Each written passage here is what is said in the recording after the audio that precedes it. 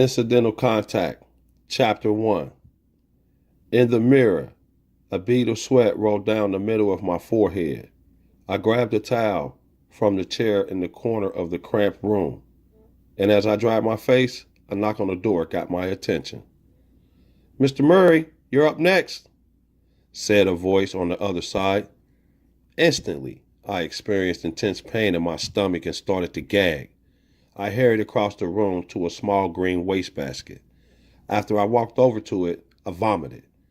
With my gut depleted, I went back to the mirror, the towel still in hand, and wiped my mouth. I double-checked to make sure my black dress shirt was tucked into the same color tuxedo pants. Before I exited the room, I grabbed the white tuxedo jacket. Here, tonight, me, Mike Murray, a retired NBA journeyman, backstage on the set of the hit TV show Dancing with the Stars. I have been chosen as a celebrity dancer on the program. Now I waited in the studio ready to perform a dance called the Cha-Cha-Cha. I stood near the edge of the dance platform. In all honesty, my nerves were jittery more so than the start of my first NBA game 14 years ago. Ashley Wade, the show's executive producer, walked up to me 60 seconds before I took the stage. Her appearance was laudable, with thin lips, brown eyes, and silky brunette hair which cascaded over a tight black and beige body dress. Ashley was of sizable height to begin with, 5'9", but in her 6-inch heels, she appeared well over 6 feet tall. She moved her headset microphone. "Hey, Mike, we were worried about you. We didn't think you'd make the show in time, but you're here and you look handsome," she winked.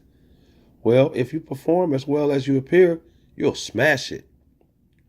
I sensed sweat pouring underneath my armpits. I prayed Ashley wouldn't notice, but she had, and I could tell from the way she stared at my chest area. In an instant, she confirmed it. "Mike, are you all right? Your armpits are super drenched." She tilted her head. Embarrassed she caught it, I clenched my arms to my side, bent down and pretended to tie my shoe. After I arose, I glanced at Ashley and ignored her remark. "Georgia and I have worked hard this week." I shoved my hands into my pockets. "Now, Mike, as long as you two have practiced, you still can't pronounce her name? Come on, say it with me. Geogra pronounced. Geogra." Ashley giggled. My mouth curved into a smile. "I promise I'll master the pronunciation someday." Anyway, I feel like we're prepared to achieve greatness tonight. We've rehearsed 5 hours a day, and because Geogra is a perfectionist at her craft, she could be hard to work with at times. Yeah, she is famous for pushing people hard, but she does have 3 first-place trophies, so I'm sure it'll pay off. Ashley's lashes fluttered. "I hope so. We rehearsed the cha-cha-cha moves until we performed the move perfectly without a hitch to the end. She pushed me to learn the steps through times when I wanted to give up. Her confidence in me made me eager to perform, especially when tonight the situation is win or go home." Ashley caressed my back. Her hand lingered as she rubbed between my shoulder blades in small circles. She gazed into my eyes. "I'm sure you'll do great, Mike. Be ready on my 5-second count. Your guys are up next." She walked towards the stage. I shook my head and pondered if she had flirted with me. After a few seconds, my ace of Joseph Weinstein walked up. He has the likeness of an overstuffed teddy bear. Joseph is a diminutive, chubby 50-year-old. The top of his head is bald, with short brown hair on the sides and back. He is clean-shaven, with 2 thick eyebrows and a pink round face. In the 12 years we've been acquainted, I've never seen Joseph wear anything but a suit, and tonight would be of no exception. This night he wore a dark gray Armani suit with black Armani soft-soled shoes. "I hope you stretched before you got here." Joseph shook his finger. You know how your back is when you don't stretch, Michael. Yes, I smiled. I stretched. Thanks for asking. Joseph extended his fist, and I bumped his clenched hand. Ziggy gut, Michael. He laughed into Yiddish as he did on occasion. I'm going to take my seat. Success to you on the dance floor. I turned from Joseph and peeked through the curtains at the TV monitors. There appeared a full house with a studio audience of 510. I waited for Ashley's count, at which time I would come from one end of the stage and Geogra the other. Ashley stood next to the huge red curtains. She held her hand up and counted down with her fingers. 5, 4, 3, 2, 1. A song titled Smooth by Carlos Santana played. I ran up to Geogra, whose attire consisted of a dazzling dark gold tassel gown, her hair wrapped in a bun held up by a gold ribbon. Geogra hailed from and grew up in Italy. She had a true dancer's body, 5'4" and lean, with a stunning smile. We met up in the corner of the stage and got into the dance frame. The crowd went wild as they screamed, whistled, and yelled, "We love you, Michael!" I took Geogra by her right hand as I turned my left foot away from my body towards the audience. We stepped twice to her left and once backwards as if we had glided on ice. Our bodies came together as we moved through the steps. I counted each one in my head. 1, 2, 3, 4, 5, 6, 7, 8. Moments later, I spun her around my body. As I twirled Geogra by her fingers, thereupon we came back face to face and finished the dance as the audience roared. We received 26 of the 30 points by the 3 judges, the highest score of the night, which meant we would advance to the next round of the show. I smiled before I dropped down and did a break dance. As I spun on my back and head, I popped back up to my feet. The crowd cheered louder. I glanced at Geogra. She had 2 fingers in her mouth as she blew a loud whistle to show her approval. We took our bows and walked off the stage to see Joseph with a bouquet of a dozen red roses. He congratulated me and handed the flowers to Geogra with a hug and a kiss. I turned to Geogra. We embraced, and I gazed off into her eyes. I appreciate the extra hard work you put into this with me to pull off the moves right. Thank you so much. Oh, Michael, you're so sweet. Thank you. Nevertheless, you need to bring your butt back in the studio tomorrow. We have more work to do. She smacked my back. I chuckled. You bet. I turned and walked over to some fans to sign autographs. After a few seconds, Joseph grabbed my arm with his cell phone down against his side. His body tensed up, and he whispered, "It's Kadir. He sounds frantic."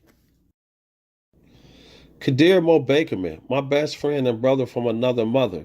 I first met him on a basketball court in Cincinnati, Ohio when we were 13 years old. We stayed close throughout our NBA careers and into retirement. Kadir and I continued to be friends for over 20 years, and he wasn't a guy who scared easy. Joseph gave me the cell phone as I sped past a crowd of people back towards the dressing room. I took in a deep breath. "Hello? Kadir? What's the matter? Is everything good?" At a quick pace, I entered the room and listened to Kadir on the other end of the phone. He sounded as if he couldn't breathe. Kadir cried, stuttered, and tried to extricate some words. Finally, he spoke. His voice trembled. "Mike, that LA Laker girl, Alexis, my wife's neighbor, called and said there's police and yellow crime scene tape everywhere. I think some crazy shit has happened at Serena's place. I've called her, but she's not answering. Man, I'm scared, bruh." I took a swallow. What? A chill ran down my spine. What are you talking about? I'm at Laguna Beach. Never mind. I'm about to drive to Serena's place. Joseph opened the door, poked his head in, and whispered, Mike, is everything all right? I waved him off with my hand. Kadir, damn, hold on, bruh. After I change out of these dance clothes, I'll be on my way to her condo. Please hurry up, Mike. Hurry up, bruh.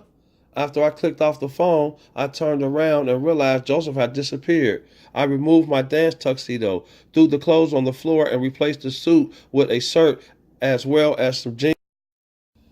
I needed to get to Serena's house before Kadir did because he would be erratic and uncontrollable. I snatched my Benz keys from the table. My mind raced with 1,000 thoughts a second. I rushed from the room to cameras which flashed in all directions. A reporter who worked for Entertainment Tonight waited outside the dressing room door.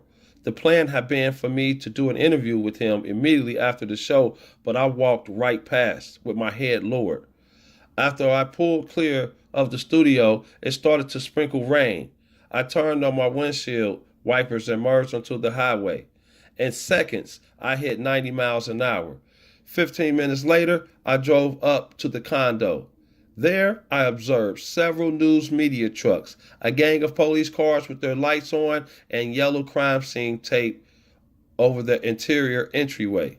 Additionally, I spotted 2 white tents around Serena's front yard. A crowd of people stood in the rain on the other side of the street. They held umbrellas. Some shook their heads in disbelief. Others clasped their hands over their mouths. I parked at the rear of the media truck with a logo on it that read Celebrities in Bad Situations on the back window. I grabbed my umbrella and exited the car. Kadir's silver Bentley tore past the corner in the opposite direction 100 feet away from Serena's place. He drove past the media and parked one tire on the curve next to the police barricade in front of the condo. Kadir's door swung open as I rushed over to him. He hurried out of the car. He wore a blue KB sweatsuit and shoes. He appeared upset. The paparazzi swarmed him as he neared the barricade with a determined stride. I approached a few feet away from him where I noticed his balled up lips, his buck wild eyes, and the clenched fist at his side. I drew nearer. Kadir, hold up, man. He turned and peered at me as rain poured down his face. His eyes narrowed and wary. He threw his hands in the air. Mike, thank God you're here. This shit is bizarre. I don't even know what the hell is going on, but I'm here to get some information. At that point, he turned and continued towards the yellow crime scene tape. I stepped up next to him and held my umbrella over his head. Wait, hold up. Are you crazy? You can't walk underneath that tape. Hold on. I attempted to pull him back. He yanked his arm from my grip. Mike, what the fuck are you talking about, bruh? This is my wife's house. I need to see what's going on, so I'm going underneath the damn tape.